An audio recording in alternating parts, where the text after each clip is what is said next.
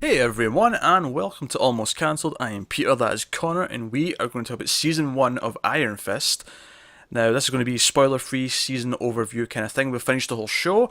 We have already reviewed all 13 episodes individually with spoilers. You can check that out. I'll make sure there's a link in the corner right about now.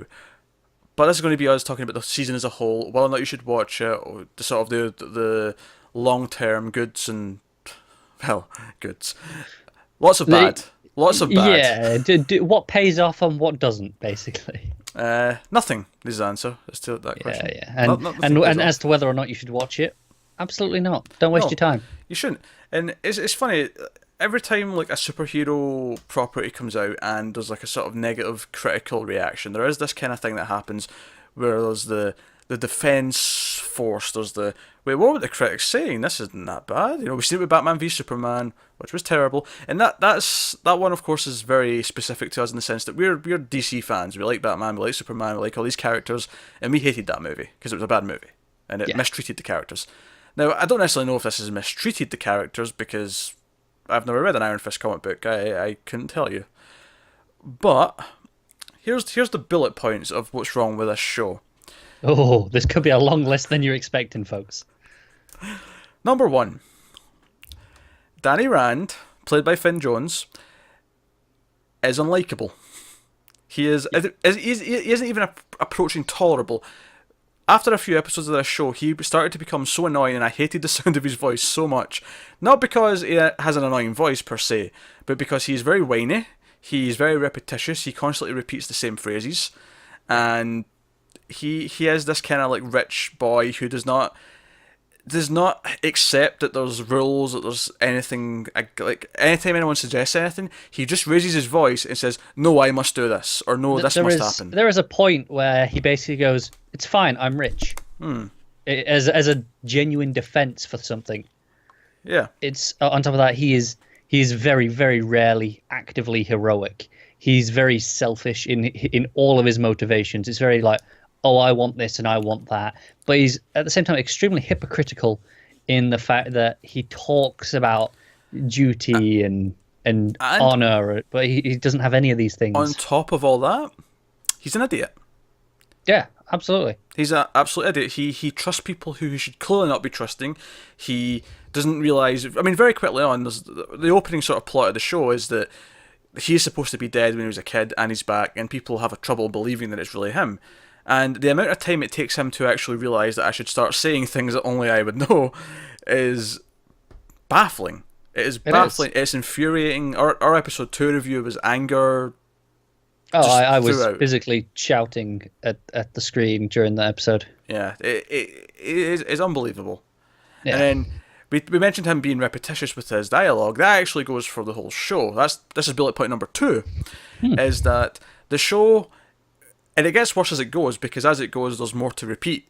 But it essentially has scenes where characters repeat what's just happened and talk about what they're going to do, and just blatantly say things without really any sort of depth or nuance or any I, symbolism or I would say subtlety. it's even worse than that. They don't repeat things that have just happened. They tell us things that have happened at some point that we have never seen, and then just tell us it over and over and over again, and just so that we know it happened, but we have no context for it other than being told it. Well, that's kind of an offshoot problem in that because what I was talking about was because they do repeat a lot of things that we have seen. Yeah, But then there's the stuff where Danny's backstory, which I assumed, oh, we're going to get flashbacks to this, and we're going to get maybe like a dedicated episode about his training in this mystical city, which is his backstory, and it never comes, it never happens, and it's almost like I throughout the show I had trouble believing that he was who he's supposed to be, that he is this badass fighter. I didn't believe it, and something that might have helped a little bit with that was actually getting an episode that focused on that and showed us that stuff. yeah. But it never actually happened, and by never giving me that, it just kind of made me feel like, well, this just adds to the fact that I don't believe anything he said. I honestly think Finn Jones is miscast, and I'm not talking about. I mean, let's leave race arguments out of this. That's a debate for a whole other thing. Just purely on his acting ability and his ability to carry This role. this role, the demand that someone like he should be demanding the screen whenever he's on it. You should feel like he's the smartest person in the room, And often I feel like he's the dumbest person in the room. I don't even need to say he's the smartest. I just feel like he has to have a presence. He is this epic warrior who outclassed however many, to become who he was. We never see any of this, of course. I don't feel it either. He sounds often like a child talking about a bully whenever he's talking about the villains, and he again, he's very repetitious. He repeats his points over and over again. When anyone challenges something he says, he just screams at them and raises his voice, and again repeats what he'd already been saying. Yeah, I must defeat the Hand. I must defeat these. I must do this. I must do that. This is the right thing to do. Yes, and that's the other problem is he, from a personality point of view, he is portrayed as having very little flaws. He is constantly trying to be the Boy Scout, but he's too stupid to actually succeed in being the Boy Scout. But that's what he's trying to always be, and it's a long time into the show before that wavers at all, and it's very annoying to watch. It's very unrelenting, and it's tough. Now, I mentioned not buying who he is. Now, a lot of that is the way he speaks, the way he carries himself. Another part of that, which is bullet point number 3, is the fight scenes. Yes, and let's remember, folks, this is a martial arts show. This is what this is billed as. This one should have, just by default, should have had the best hand-to-hand fighting of any of these Netflix shows, these Marvel shows. It should at least been on par with Daredevil. Yeah, because Daredevil, of course, is the one that had the good fighting. Yes, it had to be on par with that to sell this man's talent. Because Jessica Jones, of course, it was all psychological. It was a psychological-based villain. Luke Cage, of course, did have some fighting, but it was more about, he was more of a tank rolling through. Yeah, he's impervious, so he doesn't have to be a good fighter. Yeah. So, again, very different tact to the way it brought to things. Here, though, this is about hand-to-hand combat, and right from the very first episode, there's this really awkward fight scene early on with some security guards, which feels very awkwardly paced, and it also feels like it's going too slow. Like, just the movements themselves, it feels like he's having to think about what he's doing rather than just doing it, and there's no... Again, this boils down to us not buying who he says he is, because in these fights, he looks unsure of himself. Like I say, it's very slow, like he's thinking about what he's doing. He's not just doing it and of at course, any point. One of the things you might say here is that, well, maybe he is unsure of himself at the start, and his arc over the season would be, by the end of the season, he is sure of himself. I'll tell you right now, no, it's not. I felt the exact same way about him in the last episode as I did the first episode, and that's kind of sad. Going back to the fight scenes, though, not only was the editing kind of weird, and not only was the pace kind of slow, not so much a problem in that early fight scene with the security guards that I was describing, but later on in the show, when he's in actual proper fights with villains, he's in fights that have personal motivation, where there's like a vendetta or whatever, where there's stakes. It's not just fighting some security guards, there's stakes. There's no emotion, there's no passion in it. It doesn't feel like he's throwing energy into the punches, it doesn't feel like there's stakes in the fight. I mean, they're supposed to be, but you don't feel it. Not at all. Never. Literally not once. Yeah. Bullet point number 4. And this is a very simple one. And it kind of brings in a lot of what was said about the dialogue and stuff. But mainly it brings in pacing. But I'm going to sum it up by saying that a lot of this show is painfully boring. Yes. There is entire episodes of this show. Episode 8 and episode 11 are the two that stick out the most in my mind as being painfully uneventful. Where the entire episodes...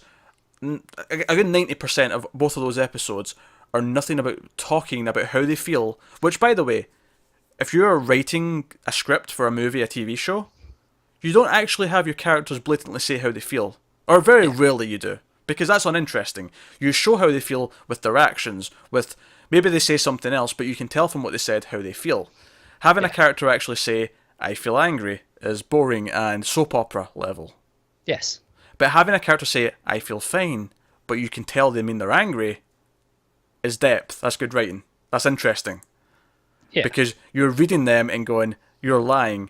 There's levels immediately. Yeah. It's not a deep level. It's, I feel fine, obviously, but I'm not. Obviously, it's at its bare bones, but that is immediately levels more than this has. Obviously, that's a super simplified example. Yeah. There's more to it, but yeah, that is the most basic example I can think of. Yeah, but that's what I mean. Even at that core basic level, it's more than this. And don't get me wrong, a lot of shows are guilty of this. Network shows, most of the network shows we cover are guilty to this to an extent because they try and save some time, and they'll do this a bit, but there'll be times when they don't do it, and there'll be a mixture, and you'll feel there's a bit of balance where you're not super annoyed at it. Here, though, it feels like it's wasting time, and this is the other thing. This is Netflix. They don't have to hit a certain runtime, but for some reason, most of the episodes are almost a full 60 minutes long. I think the shortest one's like 52 minutes. Yeah. And they don't have to be this long. Every single episode could cut at least 15 minutes. Honestly, episodes 8 and 11, you know, those really boring ones, They could cut the entire thing, probably. you could get them down to maybe 15 minutes combined, and without losing anything. You could take this show, which is 13 episodes, and condense it down to about 8. And I don't think you would lose any vital plot. Honestly, I think you get it down to 6 quite easily. Maybe. I'm being You're being a little bit conservative. generous. Yeah, I'm being conservative with my guess, but yeah, like you could easily trim this down. And again, we said this a lot in our individual reviews, but when we say they're talking a lot and nothing's happening, I don't mean to say that I need action scenes. I just mean that the conversations have to be meaningful. The conversations have to be revealing things. But there was a point in the middle, especially, where it felt like every conversation characters were having were filling in a character who wasn't involved in something about the event, but we'd seen it, so we already knew all the information, so we were having to watch information that we already knew about be repeated again. And it's not even like, I can see that as a valid thing to do if you're going to show me interesting reactions from the character learning about this. But maybe once or twice in the entire show is that the case, where, oh, I needed to see this person being told this for that reaction. Yeah. Obviously, if the reaction is vital, but in a lot of cases it wasn't. In a lot of cases it was characters who are just learning information. It's just new knowledge to them. There are points where we have seen something multiple times, and then it will be told to other people. Yeah, without getting too specific, Danny, there's some quick flashbacks to some of Danny's sort of initial... Because he's in a plane crash, which is what leads to everyone thinking he's dead.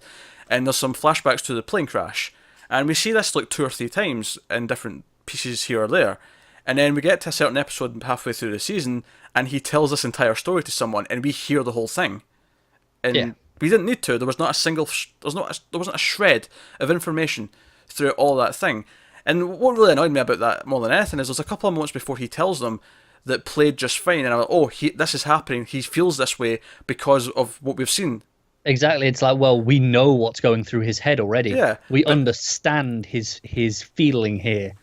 But then they ruin it, don't they? They do. They ruin it, and it's such a shame. And then on top of all this, a lot of the plots feel disconnected. We spend a lot.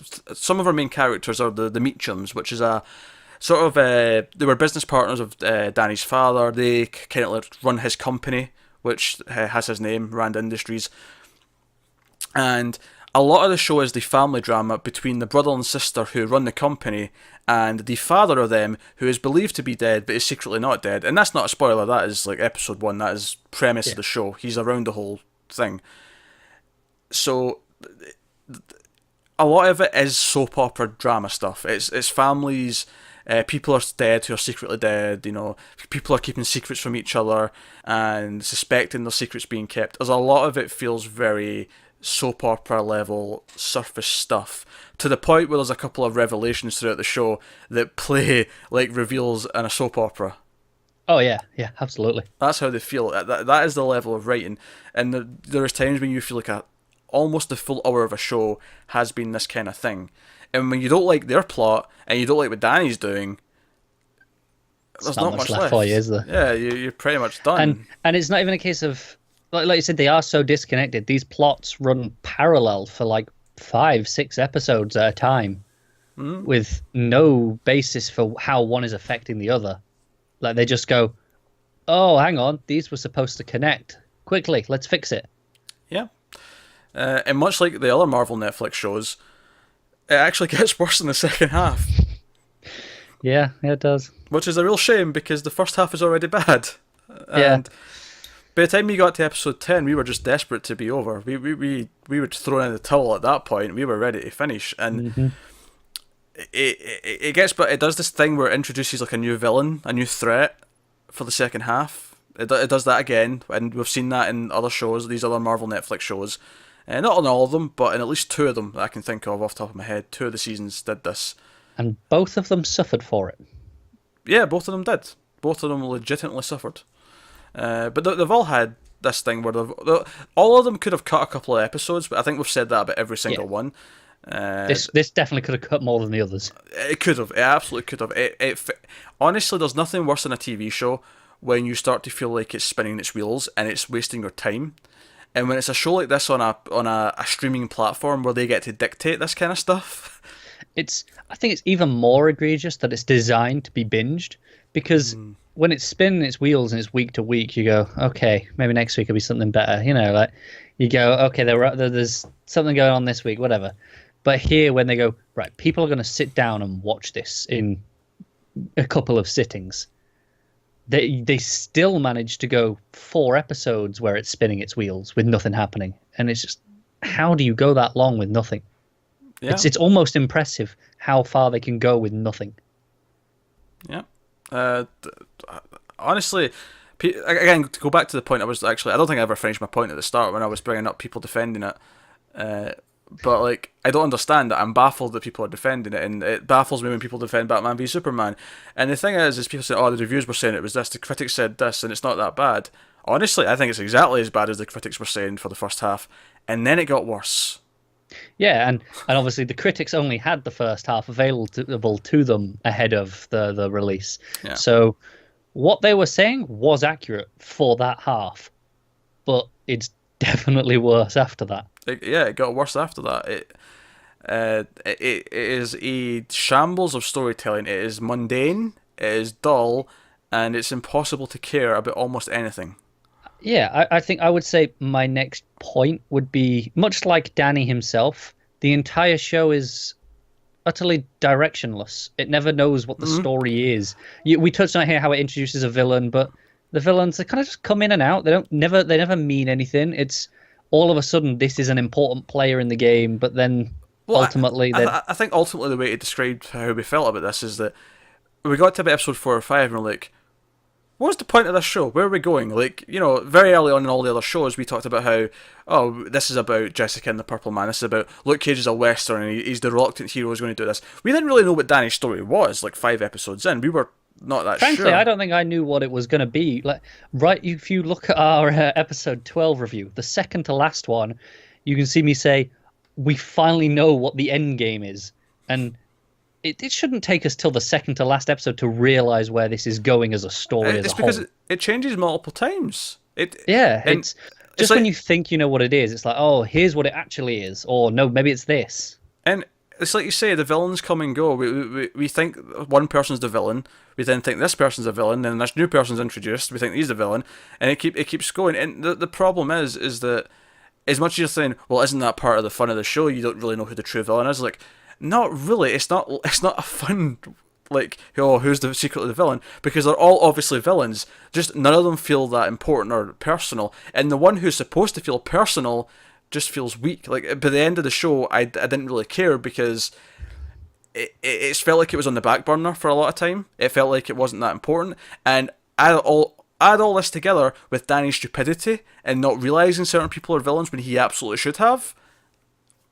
Infuriating. Yeah, it's infuriatingly stupid. That is my. If you want me to give you a 1-sentence review of Iron Fist season 1, infuriatingly stupid would be the one I choose. It's kinder than I'd be, because I'd just go, it's utter shite. Yeah, but that's not very. You can't print that on a box art, can you? Yeah, because they're going to print my quote of it's infuriatingly stupid. They're going to put that in the box for the Blu-ray. Aye. Yeah. Oh man, that's the dream, eh? Getting that on the Blu-ray. There was a cheesy horror movie from probably the 80s that some company, some studio released in Blu-ray, and it's one of these sort of like cheesy bad good movies, and they actually put a lot of the bad reviews on the cover as like a sign of pride. Yeah, that's cool. That's quite funny. Yeah, but I think ultimately my point there was there are lots of villains, but you never know who the villain is. You never know who who is this fight actually against? What is the opposition? What are you fighting for? In terms of a singular person, no. There is a group that is sort of is often talked about as the main villain. The problem is they're kind of faceless and they get kind of convoluted by the end of the show. And we can't go into why they're convoluted, but trust me, it gets convoluted. Oh, it does. And what's worrying is that I'm pretty sure some of this stuff is going to carry over into Defenders. Now, obviously, we have different people running that show. Scott Buck, who showran this, is not involved in Defenders as far as I know, although he is doing Inhumans, so I'd maybe lower your expectations for that. He ran the final 3 seasons of Dexter, which anyone who liked Dexter pretty much hates that last half of that show. That show ran for 8 seasons, which was far too long. It should have been cancelled before then. And basically season 6 and 7, which I did see, were absolute garbage. I never came back for 8, but from what I heard, and from what I've heard about the series finale, it's nothing but trash. It's garbage. And it was garbage when I was watching it. Dexter's a show that it never really got as good as its first season. It got a little bit. Season 4 was kind of had some good stuff with it, although some of the side plots were a bit meh. But after that, it went kind of downhill. And then season 6 beyond, what Scott Buck, the showrunner of this show, was doing. How does he get work? Like cheap. He's a workman. Well, yeah. I mean, that might just be it, because obviously he has a reputation for Dexter. That's already there. Honestly, and then do you want my guess? He comes in and goes, "This is my plan for this show." And they went, "Yeah, we want you for that." Do you want my guess? Do you want my honest opinion? I do. On why they hired Scott Buck? Please. They didn't want to make this show anymore, but they'd announced it. They needed to get it out before Defenders, so they shut it out with as little effort as possible. Because make no mistake, this is the cheapest of these shows. Oh, it looks it. Even just from the sets, the amount that are reused to an extreme amount, to when they visit other places that you don't buy that they're where they say they are at all. Yeah, there's 3 sets that most of the show takes place in. Now, don't get me wrong, it has got high production values in the sense that sometimes they're out in the streets and they're shooting in New York, and it does look good in that sense. But so much of the show takes place in the same 3 sets, and that is a significant chunk. There's a penthouse in this show, which I was sick to death of seeing by the time we finished. It was, yeah. And I don't mind having like a core few sets that we revisit. It's normal for TV shows, that's fine. But honestly, by the time we got to the end of the season, it felt like it was actively avoiding going anywhere else. It was actively avoiding going anywhere else, and it was noticeable, and that was a problem. Because it's not like when I'm watching, say, Buffy the Vampire Slayer, and they spend most of the time in the school. I'm not thinking, oh, this is cheap. They're just being cheap by staying in the school. No, it makes sense they're in the school most of the time. They're school kids. Exactly. Whereas this, I mean, the penthouse is maybe the most excusable one, based on what that is. Up to like for the first half of the season at least. After that, it's like, okay, this isn't necessary anymore. Yeah. Well, because at one point you actually think that plot's done with to an extent. Yeah. And then it comes back and you're like, oh, okay, it's back. And then we spend just as much time in the penthouse as we did before. And it's like, oh, great. More time in the penthouse. We're just going to be here forever. Great. Yeah. Fantastic. I'm starting to feel as trapped in here as some characters do. Yeah, pretty much. Jesus. Oh, God. And obviously, there's some references to the other shows. Probably more than any of the other shows had, because at this point, Claire, played by Rosario Dawson, who's kind of like the Coulson of the Netflix shows, and that she's shown up in all of them. But at this point, she's met so many people that are like superheroes that she has to kind of bring them up. It'd be weirder if she didn't reference them. Yeah. Although the way she keeps doing it without actually naming anyone is kind of weird and to me. Like, it was fine in like Jessica Jones when she kind of is like, oh, I know a lawyer if you need like help or kind of thing. But here, every time she brings them up, she just says, oh, I've met people with abilities, or I've met people who do this, and it's like, just name them. Just say Daredevil, say Luke Cage. That's the thing. It's like those people are public knowledge. You know, like not their identities. Yeah. Jessica Jones Daredevil less especially. So. But Daredevil was all over the papers. She was like, look, I know Daredevil. So it's always Luke Cage. At one point, he was being hunted by the police, so he's relatively public knowledge. Exactly. It just makes no sense, some of these things. But, there's some references. But ultimately, it's a dull plot that feels like it spins its wheels for. I'd say No. at least half the season. It feels like you're just wasting time. I would have said it wouldn't have been that much until I saw the final episode. Or when I saw the final episode, I realized what the story actually was. Like I said, didn't know what that was going to be till the end of episode 12. Once I saw that, I was like, over half this season was pointless. Yeah, we could have cut so much. I could have like you can cut 6 episodes almost entirely just from point A to point B, and you lose nothing in Yeah, terms of the season story. yeah.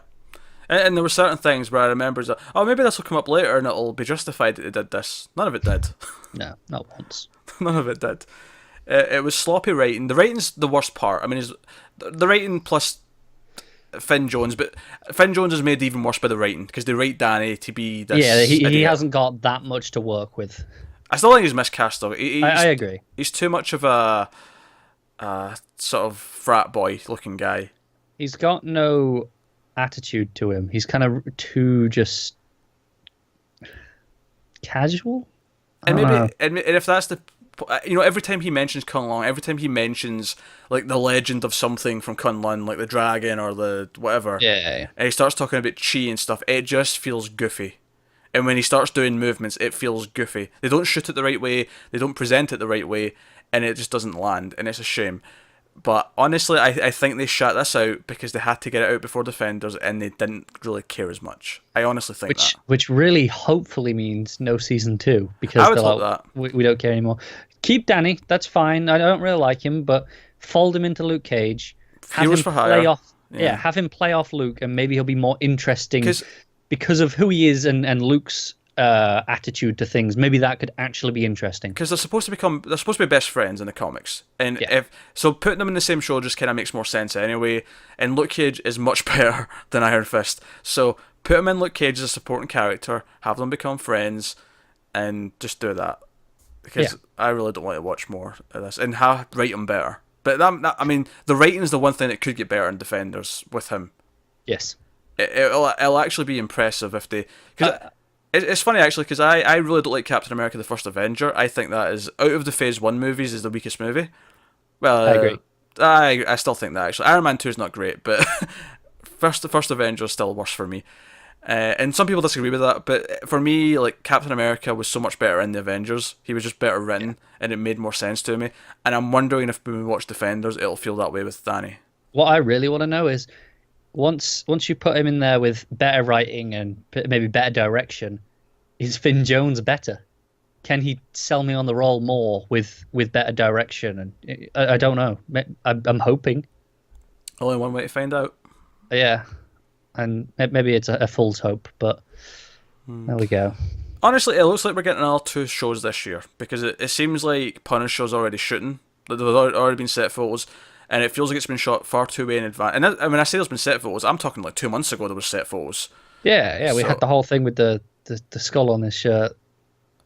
Skull and Shirt, there was also shots of him with Deborah Ann Woll from Daredevil. She's in the show. Oh, really? Yeah, there was like a set I missed that photo one. of them on a bench or whatever. But this was like 2-3 months ago this photo came out. So Yeah. they've been going for a while. Defenders wrapped up already. So it feels like Defenders and Punisher are both coming this year. I could be wrong, but it seems that way, just based on what they've shot. So I imagine Defenders will be sometime late summer, and then Certainly feels like a summer blockbuster event. yeah, because it's less episodes as well. It's only 8 episodes Yeah. instead of 13, which is good because we've said even the ones we've liked, we've said every single one of these shows should have been shorter. Yeah. So that's good, and that could be fun. So holding out hope. Yeah. Holding out hope for Defenders. But review of Iron Fist is it's terrible, quite frankly.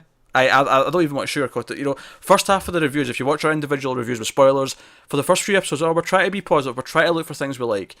Once we get about episode 8, it starts to deteriorate, and we're like, this is bad. Yeah. And it's just bad.